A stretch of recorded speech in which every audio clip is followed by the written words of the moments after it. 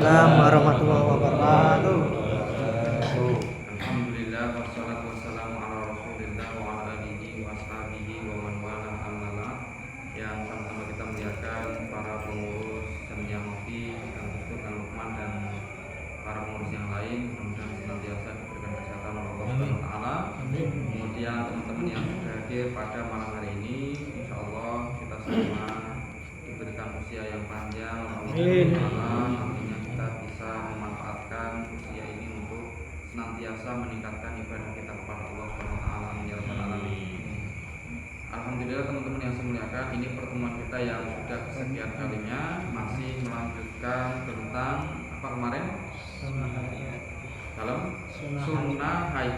Apa itu kemarin sunnah hayat? Sunnah kalau tidak ditinggalkan tidak apa. Sunnah yang kalau kita tinggalkan maka satu, sholatnya tidak batal, yang kedua tidak perlu berganti dengan sujud sahwi. Nah ini yang terakhir kemarin katanya sunnah membaca surat setelah Al-Fatihah. Nah yang disunahkan kalau mau dibaca berarti rakaat yang pertama dan rakaat yang kedua. Berarti kalau sholat maghrib setelah Al-Fatihah rakaat yang ketiga sunnah atau tidak baca surat? Sebentar, saya ulangi. Sunnah hayat salah satunya adalah membaca surat-surat pendek atau sebagian ayat dibaca setelah Al-Fatihah tapi pada rakaat 1 dan rakaat kedua. Berarti kalau rakaat ketiga disunahkan atau tidak? Tidak. Makanya ketika misalnya sholat maghrib setelah Al-Fatihah yang pertama kemudian baca surat, betul ya? Yang rakaat kedua baca Al-Fatihah kemudian baca surat. Tapi yang ketiga cuma baca Al-Fatihah toh, itu yang imam diam itu cuma bacanya surat Al-Fatihah toh. Bisa paham ya? Nah, karena yang disunahkan itu hanya rakaat berapa tadi? Rakaat yang 1 dan yang kedua. Adapun rakaat yang ketiga itu tidak disunahkan membaca surat-surat pendek. Nah, tapi surat-surat pendek pun sebenarnya ada tempat-tempatnya. Misalnya kalau sholatnya ini sholat subuh dengan sholat duhur itu pertengahan. Maksudnya itu ya mungkin juz 28, juz 29. Tapi sayangnya di daerah kita atau di sekitar kita kayaknya tidak umum. Paham ya? Misalnya itu kalau juz 29, juz 28 itu kalau satu surat itu bisa 2 halaman. Wong kita bacanya wadduha wis padha ngredem kok. Coba duha ida jabai tulis. Padahal wadduha itu paling kan sepertiga halaman itu sudah berendam. Sabihis loh kalau di masjid itu sudah termasuk panjang. Padahal sabihis itu termasuk yang pendek. Ngaten ya? Nah itu kalau sholat zuhur dengan sholat apa tadi? Subuh itu sunahnya juz 29 sampai juz 28 yang 1 halaman, 2 halaman. Itu sunahnya. Sekali lagi karena ini sunahnya sunnah hayat, berarti kalau kita bacanya selain surat itu tetap sah atau tidak? Sah, sunnah. Kemudian kalau asar dan isya itu bacanya dari wasamsu waduhaha. Itu yang setelah waduha itu loh. Paham ya? Wasamsu waduhaha sampai dengan waduha. Nah itu berarti juz 30 tapi yang amayatasa alun 40 ayat itu berarti 1 halaman lebih sedikit. Nah nanti ayat setelahnya juga 1 halaman lebih sedikit. Jadi itu sunahnya kalau dibaca apa tadi? Isya sama asar. Jadi yang paling panjang itu duhur sama subuh.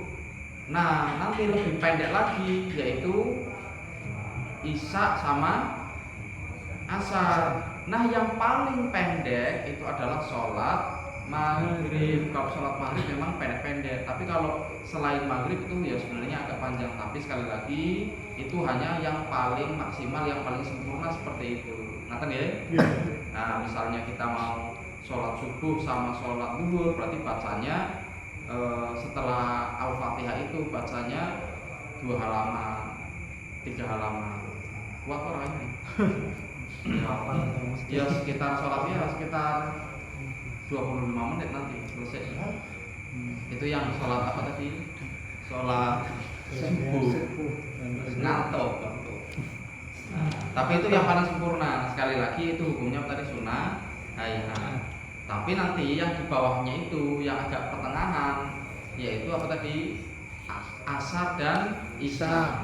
Itu bacanya yang mungkin kalau wadduha itu sekitar 3 kali atau 4 kali, panjangnya seperti itu. Nah, kita wadduha sekali saja sudah kepanjangan. Nah, kemudian yang paling pendek, bahkan Nabi itu bacanya itu sering qul ya ayyuhal kafirun dengan qul huwallahu ahad ketika sholat maghrib. Bisa paham ya? Nah, kemudian yang hari ini kita baca yaitu takbir namanya takbir intikal. Masih ingat takbir intikal? Apa itu? Takbir pindah. Misalnya kita dari berdiri pindah ke ruku, itu ada takbirnya. Nah, itu namanya takbir intikal. Semua takbir intikal hukumnya sunnah hayat. Jadi kalau kita nggak takbir pun tidak batal, juga tidak wajib ganti dengan sujud sahwi, tidak sunnah juga. Karena takbir intikal itu hukumnya sunnah hayat. Nah, itu takbir intikal itu yaitu ketika turun mau ruku juga mau bangkit dari ruku. Kemudian selanjutnya ada rukun yang ada takbir yang hukumnya rukun tidak boleh ditinggal. Apa itu takbir apa? Betul, takbiratul ihram itu satu-satunya takbir yang wajib. Selain Allahu Akbar yang pertama itu hukumnya sunnah. Berarti sholat tanpa mengucapkan Allahu Akbar tetap sah, kecuali Allahu Akbar yang pertama itu yang wajib. Ngerti ya? Nah, kemudian selanjutnya yang nomor 9 yaitu ucapan sami Allahu liman hamidah. Yang mengucapkan sami Allahu liman hamidah siapa? Misalnya jenengan ketika sholat minal jinnati wan nas Allahu Akbar, jenengan juga sebagai makmum disunahkan mengucapkan Allahu Akbar. Ketika imamnya sami Allahu liman hamidah, jenengan juga baca sami Allahu liman hamidah, sama bacaannya dengan imam. Bisa paham ya? Nah, itu ucapan sami Allahu liman hamidah itu yang baca adalah imam, makmum ataupun orang yang sholat sendiri. Jadi misalnya jenengan jadi imam, sami Allahu liman hamidah biasa dibaca karena imamnya. Kalau makmum, coba jenengan ingat nggak kalau jenengan jadi makmum ucapan sami Allahu liman hamidah nggak? Kadang lupa ya. Nah, karena sholatnya tidak dihayati. Tapi kalau sekarang jenengan sudah mulai belajar fikih, nanti kalau sholat imamnya sami Allahu liman hamidah, jenengan juga mengucapkan sami Allahu liman hamidah. Ataupun ketika sholat sendiri juga mengucapkan sami Allahu liman hamidah. Kemudian yang nomor 10 ucapan Rabbana walakal hamdu. Itu tak paling minimal segitu. Apa tadi ucapannya? Sami Allahu liman hamidah. Ucapannya doanya Rabbana walakal hamdu. Kalau mau lengkap apa? Rabbana lakal hamdu milkus samawati wal ardi. Terus wa min masyita min syai'in. Tapi kalau terlalu panjang, terlalu susah melafalkan, sementara ini bacaannya Rabbana walakal hamdu. Sudah cukup. Rabbana walakal hamdu. Lah ucapan Rabbana walakal hamdu pas iktidal itu juga hukumnya sunnah hayat. Lagi-lagi kalau nggak dibaca tidak batal, juga tidak disunahkan sujud sahwi. Berarti sholat gampang ya? Nah, dari tadi semuanya hayat kabeh. Yang wajib itu cuma takbir pertama, terus Al-Fatihah, ruku, iktidal itu tok, yang lain tidak ada yang wajib. Nah, kemudian selanjutnya setelah jenengan iktidal apa yang dilakukan? Kan rukuk sami Allahu liman hamidah Rabbana walakal hamd. Setelah itu apa? Sujud. Takbir dulu lah. Takbir ya, Allahu Akbar. Setelah takbir apa? Sujud. Takbir tadi termasuk takbir intikal. Takbir pindah dari berdiri menuju sujud. Nah itu takbirnya hukumnya apa tadi? Sunnah. Jenengan main deltok atau diam saja dari sami Allah liman hamidah Rabbana walakal hamd, langsung diam turun sujud juga langsung sah. Tidak perlu membaca takbir untuk mensahkan sholat. Jadi tanpa Allahu Akbar pun sholatnya tetap sah. Bisa paham ya? Nah setelah itu sujud. Nah sujud itu rukun, sunnah atau sunnah hayat? Rukun. Sujud rukun, tidak boleh ditinggal. Nah yang sunnah itu ucapan Subhana rabbiyal azimi wa bihamdi. Subhana rabbiyal azimi wa bihamdi 3 kali itu hukumnya sunnah hayat. Berarti jenengan sujud kok diem, sholatnya tetap sah. Jadi misal sujud cuma sujud tok, diem karomplong, itu tetap sah. Tapi sekali lagi meskipun itu hukumnya sunnah tetap kita kerjakan ya, karena pahalanya lebih sempurna. Subhana rabbil a'la wa bihamdi. Jadi saya salah tadi. Ketika rukuk tasbih, ketika rukuk tasbih, ketika sujud itu hukumnya sunnah hayat. Baik subhana rabbil azim wa bihamdi maupun subhana rabbil a'la wa bihamdi semuanya sunnah hayat. Nah, ini penting. Kalau kita baca subhana rabbiyal a'la wa bihamdi atau subhana rabbil azim wa bihamdi, bacanya berapa kali? 3. Minimal kalau mau mendapatkan kesunahan 1 kali minimal. Tapi sebaiknya atau umumnya orang 3 kali. Maksimal itu 11 kali. Maksimal. Tidak boleh lebih dari 11 kali. Kalau sampai 12 kali bisa batal sholatnya. Jadi maksimal baca tasbih tadi berapa maksimal? 11. Misalnya jenengan rukuk Allahu Akbar subhana rabbil azim wa bihamdi 1, subhana rabbil azim wa bihamdi 2, subhana rabbil azim wa bihamdi sampai 11 kok imamnya tidak bangkit-bangkit. Nah jenengan langsung bangkit sendiri. Tinggalkan imam itu. Karena kalau sudah kelebihan itu bisa membatalkan sholat. Pun begitu ketika sujud. Kalau kelamaan tidak boleh, karena nanti ada, kalau kita ngajinya tingkat tinggi, kitabnya tingkat agak besar lagi, ada penjelasan. Ada sunnah-sunnah yang tidak boleh terlalu lama. Contohnya adalah iktidal. Iktidal itu nggak boleh bacanya lama-lama. Iktidal itu tidak boleh lama-lama. Misalnya iktidal kok bisa sampai 2 menit atau 3 menit itu bisa batal sholatnya. Kecuali ketika sholat subuh yang ada amin-aminnya, ada kunutnya, itu lama nggak masalah. Bisa paham ya? Nah, intinya adalah tasbih itu ketika rukuk ataupun sujud bacanya berapa tadi? 1 kali, sudah mendapatkan kesunahan. Maksimal sempurnanya 3, tapi maksimal tidak boleh nambah lagi, yaitu 11. Nah kemudian yang nomor 12, sunnah hayat selanjutnya yaitu menaruh kedua tangan di atas kedua paha seperti ini.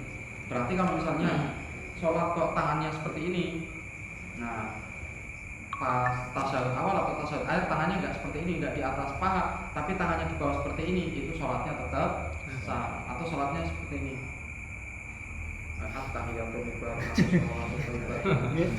Nah ini juga sah. Tapi ya orang satu ini yang dijeguk sinambula. Oh Iya. Oh ya niat. Tapi secara fikih sholat seperti ini itu hukumnya sah, tetap sah. Karena yang ditinggalkan cuma sunnah hayat. Menaruh tangan di atas paha itu sunnah hayat. Makanya boleh tangan taruh di sini. Tapi kan tambahan sih sebenarnya. Oh, diatur sing sunnah malah ngalang-ngalang sih. Pengen nyacak itu tapi ya nggak batal, tapi ya menyusahkan diri sendiri. Kemudian selanjutnya yaitu tadi menaruh kedua tangan di atas paha itu dengan cara membentangkan yang kiri dan menggenggam yang kanan, kecuali jari telunjuk. Ini seperti ini, paham ya? Jadi naruh tangan yang sempurna boleh, jenengan seperti ini terus boleh, dua-duanya megar boleh, dua-duanya genggam ya boleh. Cuman kan bisa ngomong angkat sih, kalau sholat itu apa nggak bisa reka-reka ya umumnya ya sing kiri itu dibuka, sing sebelah kanan digenggam tangannya seperti ini. Ini sunahnya seperti ini, kecuali satu seperti ini. Itu menunjukkan, makanya kan yang di madzhab kita Syafi'i pertamanya itu diturunkan dulu, ditidurkan yang jadi telunjuk, tapi ketika at-tahiyyatul mubarakatus shalawatut thayyibatu lillah, terus assalamu alayka ayyuhan nabiyyu wa rahmatullahi wa barakatuh, assalamu alayna wa ala ibadillahi sholihin, asyhadu an la ilaha illallah. Jadi pas illallah, kecuali Allah. Nah ini menunjukkan Allah itu satu, supaya kita ingat kita tidak boleh menyembah selain Allah, tidak boleh minta apapun kepada selain Allah, okay? Khusus minta berdoa semuanya berharap kepada selain Allah itu haram, harus untuk Allah saja. Makanya pakainya satu. Tuhan kita cuma satu, tidak ada yang lain. Makanya ketika tadi illallah baru ngadeg seperti ini. Tapi ojo nang ngadeg gitu ora. Ala-ala biasa sendiri. Nah, tapi nanti ada saudara-saudara kita di organisasi lain itu tidak hanya begini tapi begini.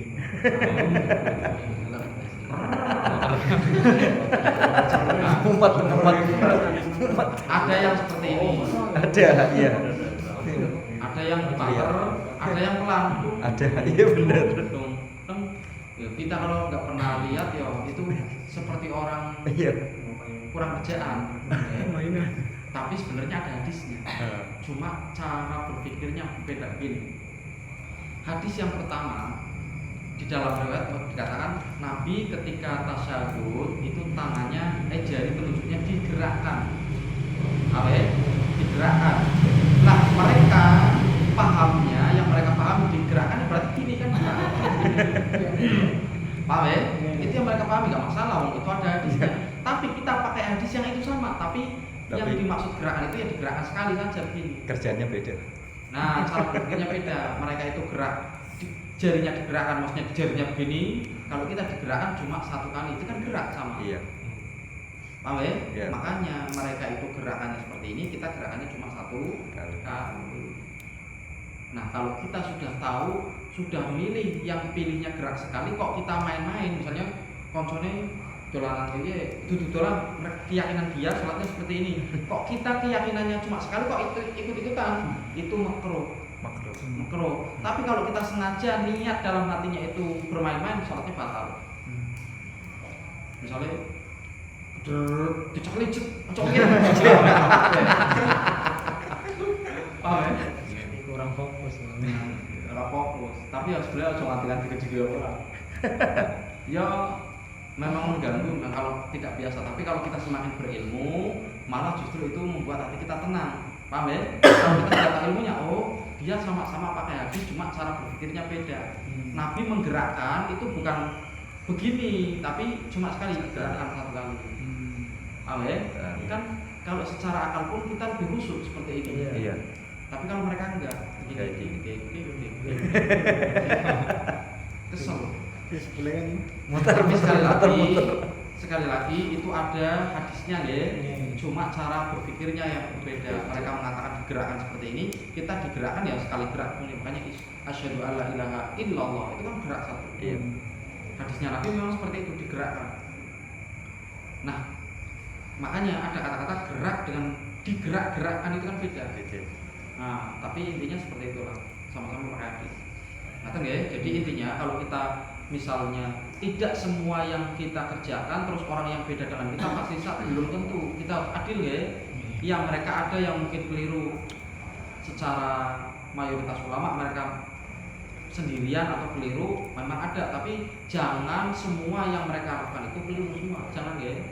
Kita harus adil. Kalau mereka ada hadisnya, katakan ada hadisnya. Kalau mereka keliru, katakan keliru. Meskipun kita tidak cocok dengan mereka, jangan jadi orang yang dolim.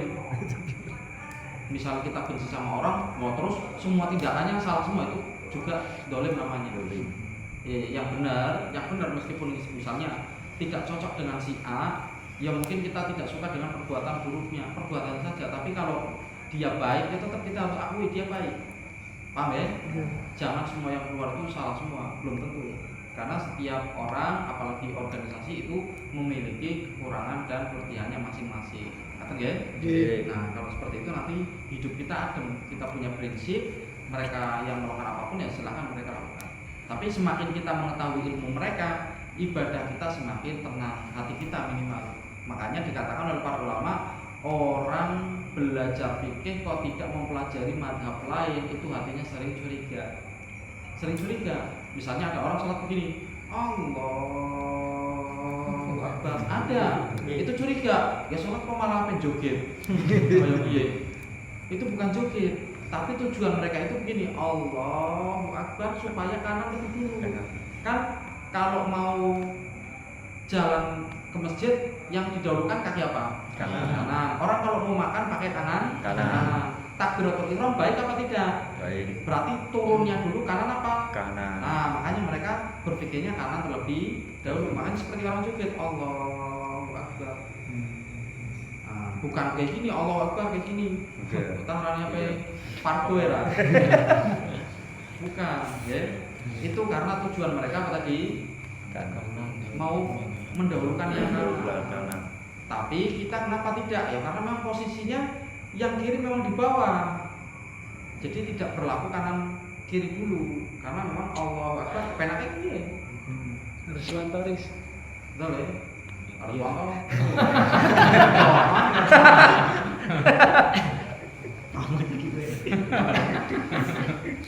Jadi tadi itu terkait dengan perbandingan madhab.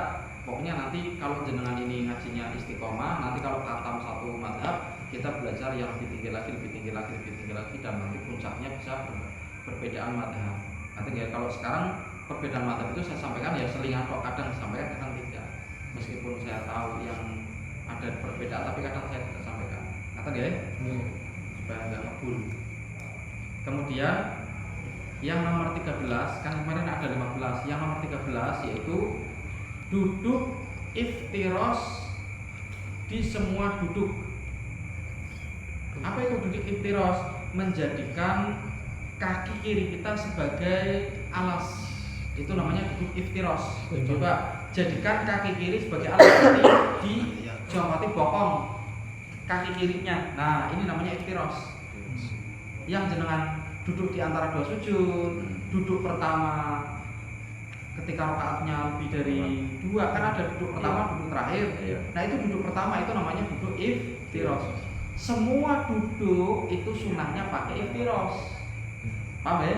Semua duduk di dalam sholat pakainya iftiros, kecuali duduk yang ada salamnya, itu duduknya tawaruk. Begini tawaruk.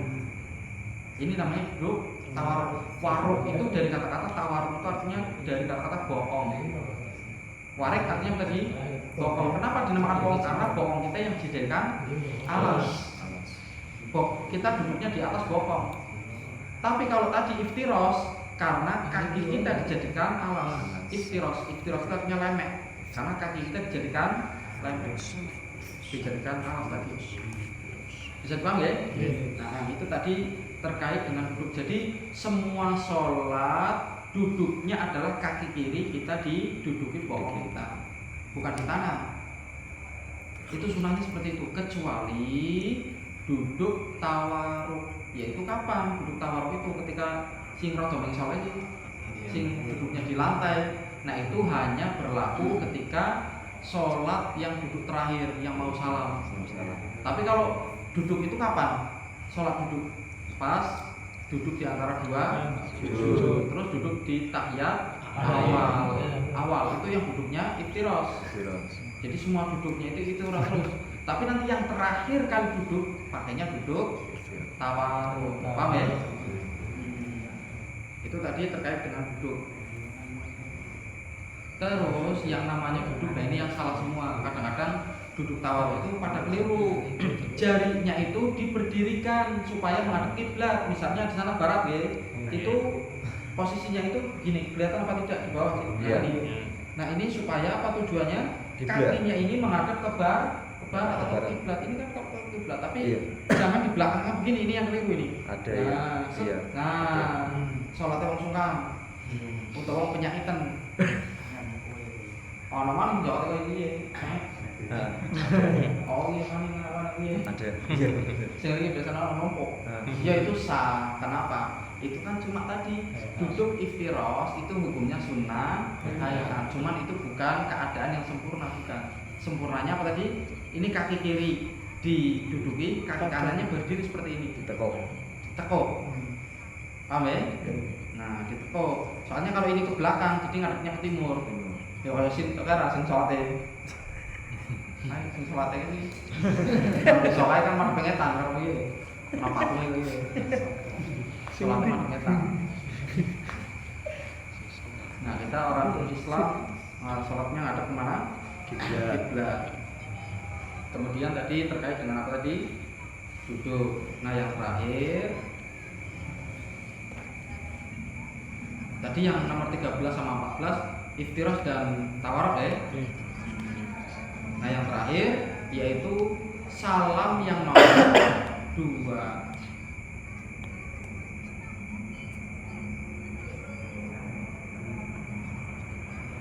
Apa salam yang nomor 2? Berarti jenengan kalau assalamualaikum warahmatullah dalam hatinya ya Allah sampun rampung bar wis. Yang nomor 2 tidak perlu salam. Itu sah. Kenapa? Salam yang kedua hukumnya sunnah hayat. Berarti jenengan sholat itu yang wajib satu kali salam yang ke kanan toh. Assalamualaikum warahmatullah.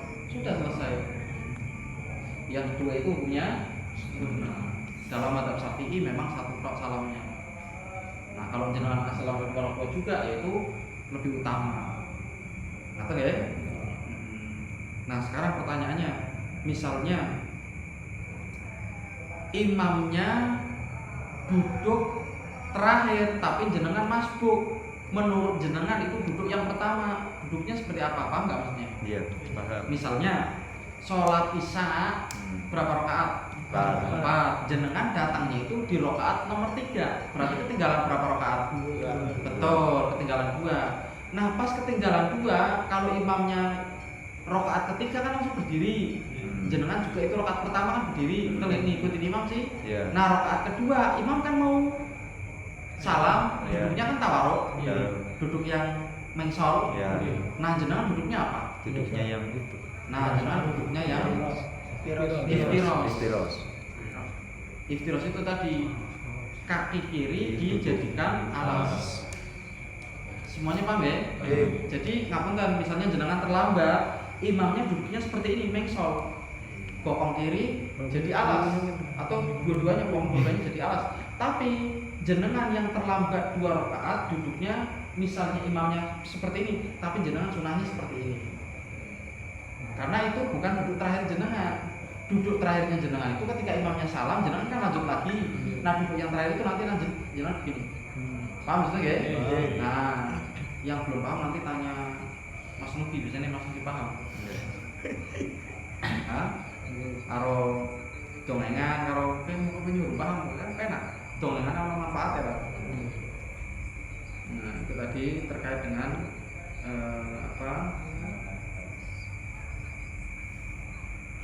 terkait dengan sunnah hayat. Sunnahnya kemarin yang dulu kita pahami, yang namanya rukun sholat itu ucapannya itu cuma assalamualaikum cukup. Tapi lebih afdol assalamualaikum warahmatullahi wabarakatuh.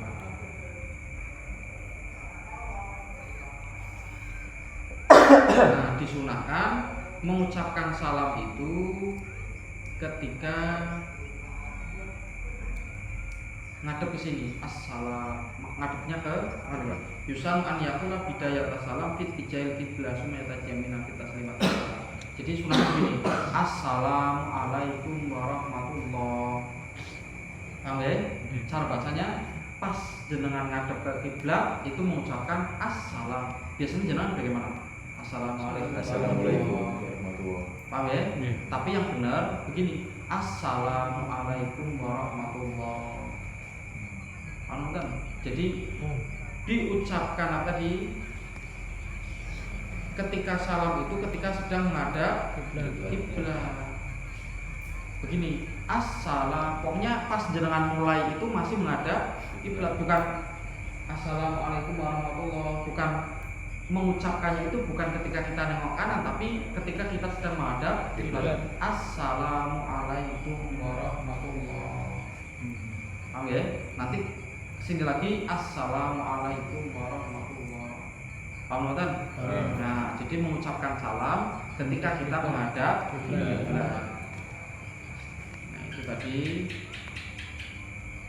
yang terkait dengan sunayat. Insya Allah nanti kita akan lanjutkan sesuatu yang sangat penting juga, yaitu perbedaan antara laki-laki dan perempuan ketika sholat itu bedanya apa? Ada perbedaan, ada 5 perbedaan sholatnya laki-laki dan perempuan. Nanti insya Allah ada. Enggak, ini saja mungkin yang dapat disampaikan, sudah pas setengah jam. Barangkali ada pertanyaan mau disampaikan atau Ya, ini orang tahu. Anggar aku ya, cuman dia nggak tahu. enggak? Kita isu. Ya mas, Enggak. tak kok.